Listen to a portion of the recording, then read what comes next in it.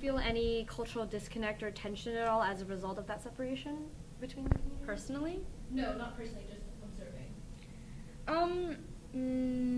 No. There's definitely a cultural separation, but I wouldn't attribute that to tension. I think a lot of it is that a lot of the Vietnamese Americans who live here now still feel a sense of bitter resentment towards the war. But they also acknowledge the fact that we have taken refuge here in California, in the United States, and so not to seem ungrateful, I guess, that we're taking advantage of all the opportunities that are here now, but at the same time, I guess a lot of it is that legally we're allowed to voice our opinions now. And a lot of that contributes to people still keeping, I guess, their beliefs about the war alive. Because in Vietnam, it's very hush-hush still. Nobody brings up the war.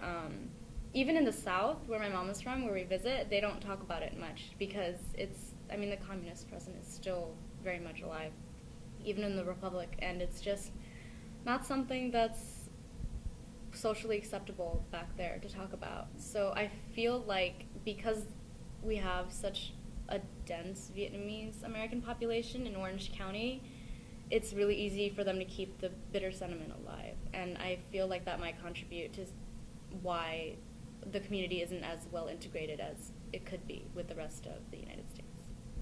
So, speaking of this sentiment that your parents and you sort of feel about this notion of silence, do your parents themselves, having gone back to Vietnam before, do they feel different about Vietnam now that they're American? In what sense? Do they still feel that home is Vietnam or is home America? Or do they feel that home has changed in any way?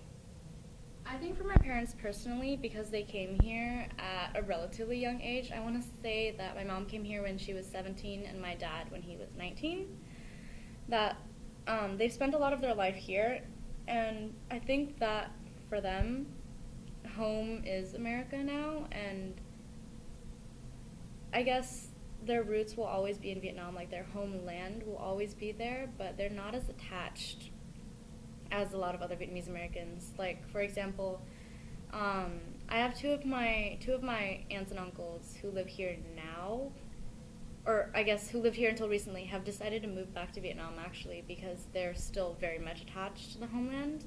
And my grandma's there now, she moved back as well. So I guess the more time that they had spent in Vietnam, regardless of the culture and the environment, they still feel a stronger sense of attachment.